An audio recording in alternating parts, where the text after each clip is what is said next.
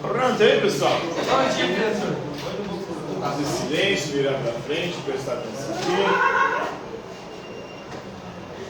Então, na aula de hoje vamos falar aí de um evento histórico fundamental para o direito internacional, que foi a Paz de Westfália, ela que foi estabelecida em 1648, que foi uma virada na história das nações.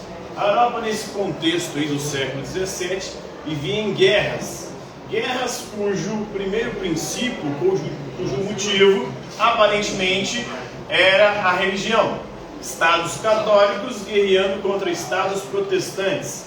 Em 1517, com Martinho Lutero, começa a reforma protestante e muitas regiões, muitos países, muitos estados e nações da Europa começam a romper a unidade religiosa que até então havia na Europa em torno da catolicidade, ou do catolicismo, da Igreja Católica, que era chamada cristandade.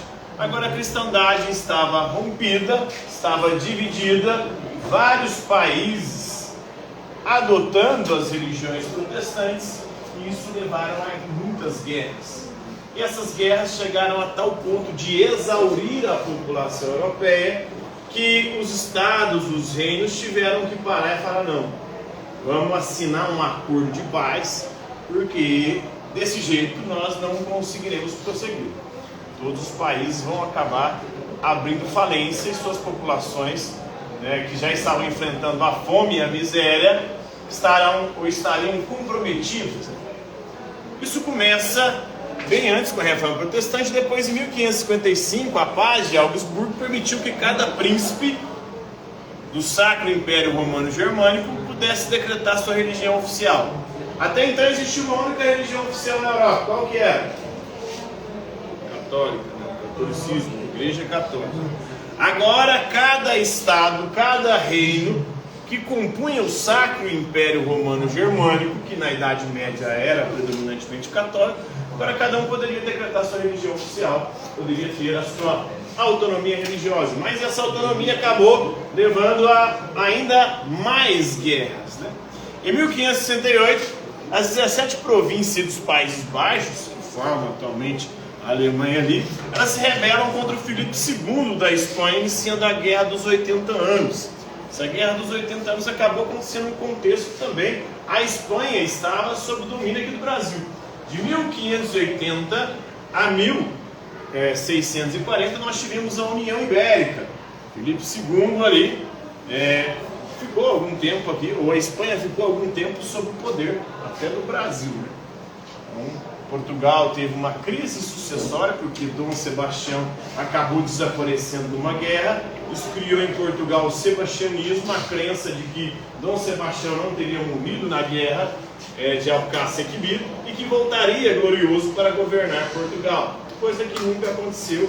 Houve uma crise sucessória no trono português e isso levou a Espanha a dominar Portugal e, consequentemente, a colônia do Brasil, que na época pertencia a Portugal, de 1580 a 1640. Em 1618, a Guerra dos 30 Anos eclodiu entre os estados protestantes e os católicos, do Sacro Império Romano Germânico. Então teve a autonomia, essa autonomia acabou levando a mais conflitos. Já existiam tretas, divisões e problemas entre os estados e os reinos europeus. Agora, com a divisão religiosa, a coisa que mantinha uma certa paz, ou pelo menos uma relação minimamente amistosa, era a religião. Agora nem a religião mais. A divisão estava completa. E aí a guerra foi inevitável. Nós tivemos a Guerra dos 30 Anos, entre os estados protestantes e católicos do Sacro Império Romano Germânico. E isso acabou levando à Paz de Westfália. Os reinos acabaram tendo que negociar os estados. E a partir dessa negociação criou-se o direito internacional, podemos dizer assim, porque cada país agora tinha soberania sobre o seu próprio território, sobre o seu próprio povo. Soberania é o poder sobre aquela região e aquela população. E cada estado tinha direito igual perante os outros na hora das negociações. Isso acabou influenciando inclusive depois. Já mais recentemente, no século XX, em 1919, nós temos o Tratado de Versalhes, Ele encerrou oficialmente a Primeira Guerra Mundial e criou muitos novos estados-nações no território aí dos antigos impérios, principalmente o Império Austro-Húngaro e o Império Turco-Otomano, que foram divididos e viraram vários países, né? Acabou influenciando também, posteriormente no século XX, a criação da Liga das Nações, a Liga das Nações que depois da Segunda Guerra Mundial deu origem à ONU, que é a Organização das Nações Unidas, né? Quando na Batalha de Lutzen, em 1632, no século XVII, o rei protestante da Suécia, na época era o Gustavo II Adolfo, ele foi morto ao lutar contra as forças de Fernando II da Espanha. Então mostra que até os reis estavam se envolvendo na guerra, já não tinha nem mais tanto contingente populacional para enviar, os nobres estavam tendo que guerrear também. Geralmente tinha os exércitos ali que iam, alguns estados até contratavam mercenários. 8 milhões de pessoas morreram na Guerra dos 30 anos. Então foi gente demais. Gente, ainda mais se você pensar que nós estamos no século XVII. A população mundial era bem menor do que as populações do século XX, no contexto da Primeira e da Segunda Guerra Mundial, que foram as guerras recentes que mais houveram mortes. A gente pensar de forma proporcional, isso aqui é algo gigantesco para aquela época. Então a paz da Westfália incluiu direitos aí que se aplicam igualmente a todos os estados, grandes ou pequenos. Todos os estados agora têm pé de igualdade na hora de negociar, seja lá o que for. Então o governante, a partir da paz de Westfália, passou a ter o direito de determinar a religião do seu estado. Isso vem de encontro também com os filósofos contratualistas que viviam nesse contexto aqui. Thomas Hobbes defendia o absolutismo, John Locke defendia o liberalismo, depois Rousseau já um pouquinho mais na frente, no século XVIII, defendendo aí a soberania popular, uma soberania um pouco diferente, não uma soberania estatal, que já estava teorizada, e alguns filósofos como Jean Bodin, o próprio Thomas Hobbes, Hugo Grossos, que vão trabalhar esses temas aí. Um governante tem o direito exclusivo de governar suas terras, o seu povo e os seus agentes no exterior, seus diplomatas, vamos dizer assim, né? Então, aí cada governante agora e cada estado tem o direito e o poder sobre a gestão das suas terras, do seu povo, dos seus agentes no exterior.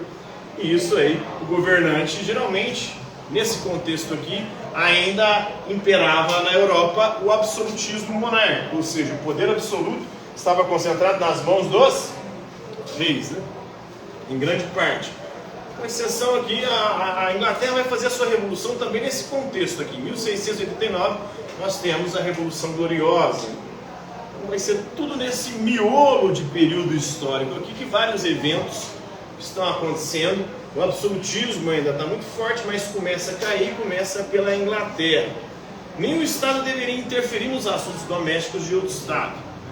E aí, o conceito de soberania surge.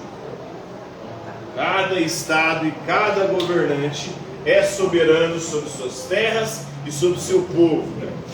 Então houve essa negociação de paz, e por isso o nome da paz de Westfália. O legado westfaliano foi esse legado de acordo, o legado de também permitir a soberania, né, dos estados, a soberania dos governantes sobre seus estados. E essa foi a primeira tentativa aí de institucionalizar uma ordem, um direito internacional sobre uma multiplicidade de potências. Foram várias potências europeias que outrora formavam uma unidade dentro da religiosidade cristã, mas que, ao se romper essa unidade cristã com a reforma protestante, começou a dar treta, né? E aí as divisões foram só se acentuando.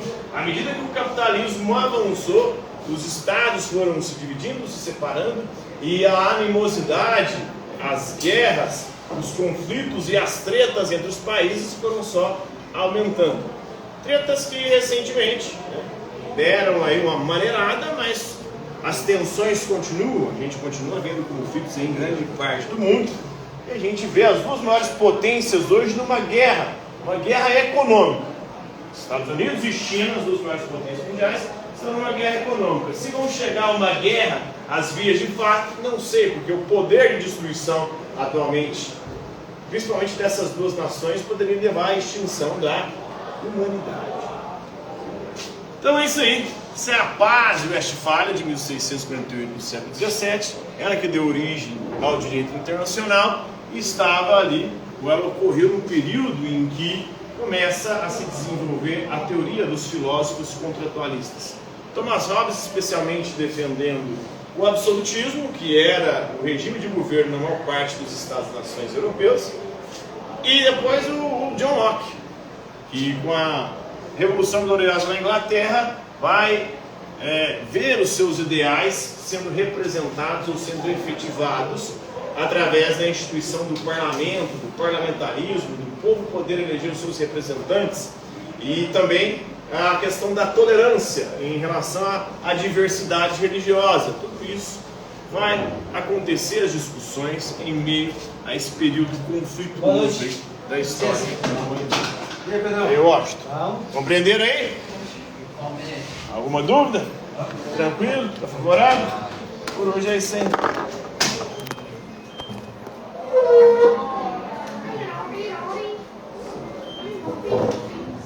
Beleza? Você puxar outro.